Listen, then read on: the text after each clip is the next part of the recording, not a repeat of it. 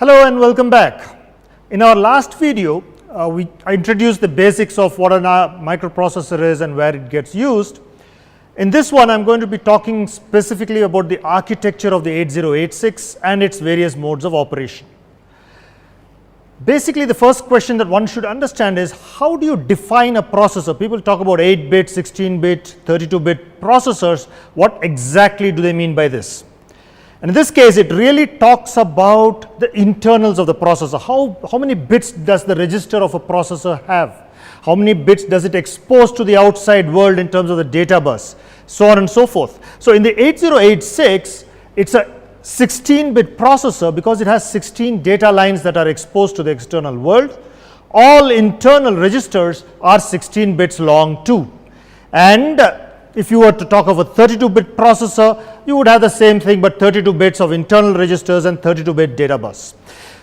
In the case of the 8086, while the data bus is itself 16 bits long, the address is 20 bits wide. And therefore, you can actually address up to 1 megabyte of RAM or ROM as you will. 2 to the power 20 is 1 megabyte. Let's now look at the insides of this processor.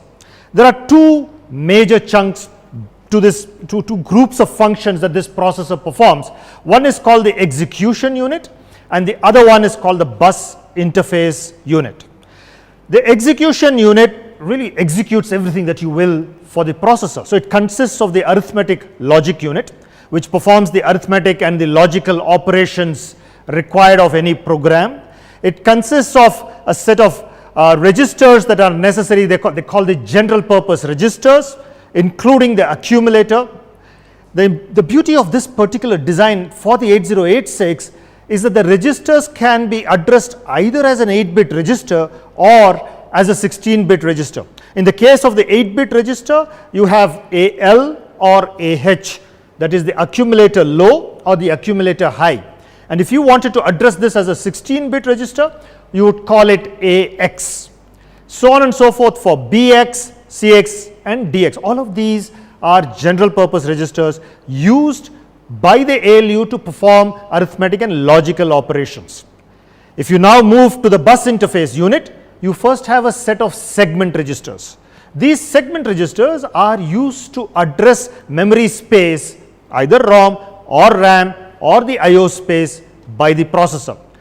And there is an address compute engine within this which converts the logical address that is held by the segment registers into a physical address that is exposed to the outside world.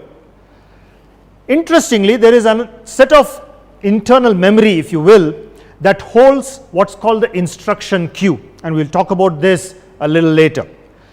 This is the insides of the processor. All of this together access the outside world either through an address bus, the data bus or the IO ports. Let's look at the bus interface unit in a little more detail. All right. So it handles all the data and addresses required by the processor to access the external world. Typically, bus instructions are fetching instructions, they are about reading or writing, so on and so forth. And the instructions are transferred to what's called the instruction queue. Now, we spoke about this 6 locations of memory inside the processor, which is used for holding 6 consecutive instructions. Why is this required? Really, the reason is that the processor, the execution unit of the processor is much faster than the peripheral devices like memory, ROM or RAM.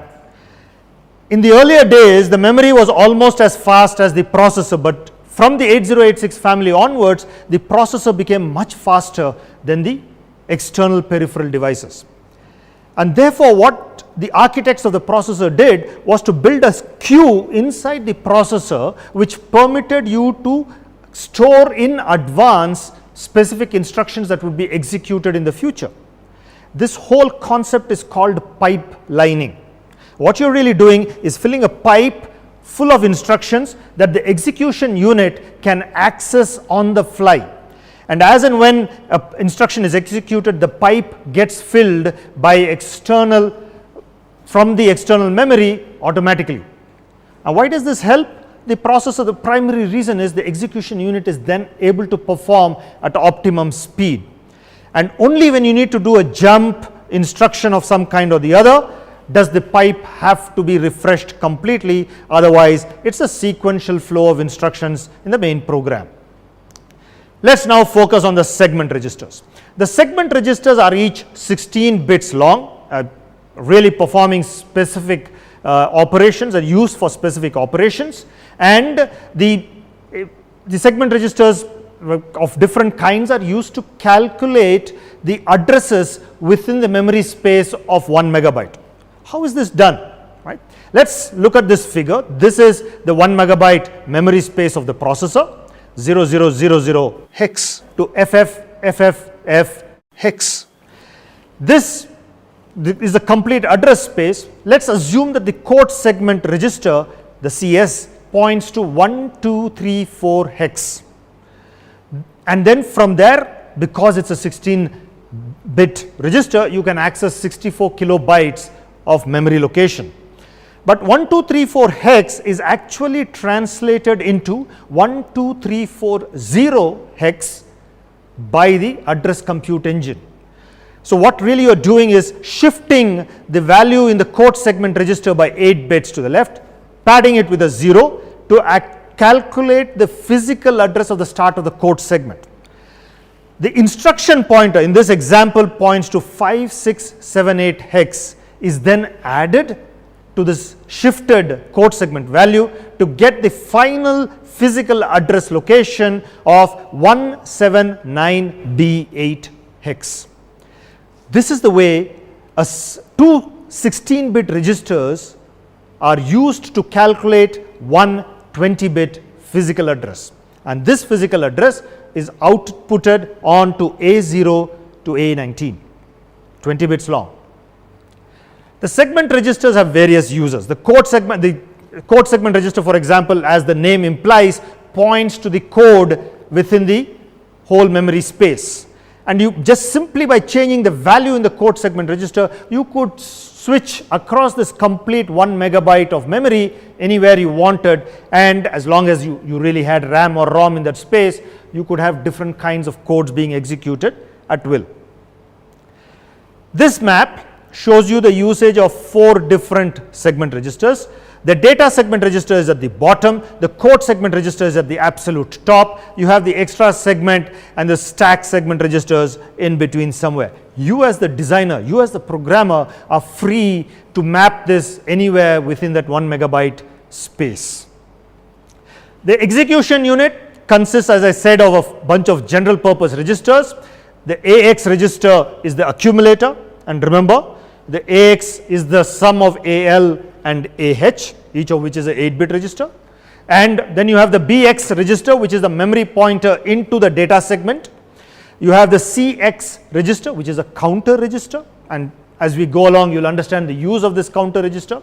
You then have the DX register, which is used specifically for divide and multiplication operations.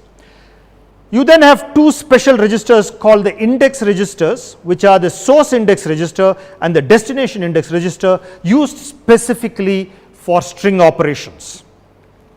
On top of this, you have something called the pointer register. One is the base pointer value, and this is pointing to data within the stack segment.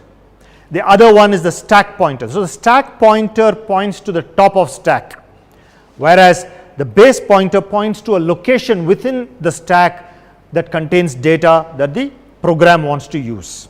The last register is called the flag register, and it is used by the processor to maintain status and to interpret status of various assembly language instructions. The flag register is bit addressable, so each bit has a meaning. This is kind of in brief the architecture of the 8086. Let's look at the 2 modes of operation that the 8086 provides to you as a designer. It's called the minimum mode and the maximum mode. In the minimum mode, you cannot add any other co-processor to your design. It is called a single processor system. Whereas in the maximum mode, you are allowed to add additional co-processors like, for example, the 8087 arithmetic co-processor. In the minimum mode, the 8086 is responsible for generating all control signals on its own, and in the maximum mode you could use additional bus controllers to do this for you. In the minimum mode, you primarily use this in very simple applications, whereas in the maximum mode, where you have fairly complex applications, for example a personal computer that's based on the 8086, you would use the maximum mode. How do you decide whether the processor is acting in the minimum mode or the maximum mode? This is really defined by pin number 30 on the processor, and if you pulled pin number 30 high, that is to 5 volts, you enable the minimum mode. If you pulled it to ground, that is low, you enabled the maximum mode. Obviously, many of the pins have a common function across both modes, and by studying the pinout diagrams of the 8086, you will begin to appreciate what those pins are and where you would use them. So this brings us to the close of this section on the architecture of the 8086 and its modes of operation. In our next video, we are going to be looking at the example of how to read bus timing diagrams. What are bus timings, how to read them, and how to use them effectively when you are designing a system. Till then, I would urge you to read up a little bit more on the architecture of the 8086. Try and understand where you would use the minimum mode and the maximum mode. I have given you a few pointers. And of course, do read up on our next video, bus timing diagrams. Till then, thank you.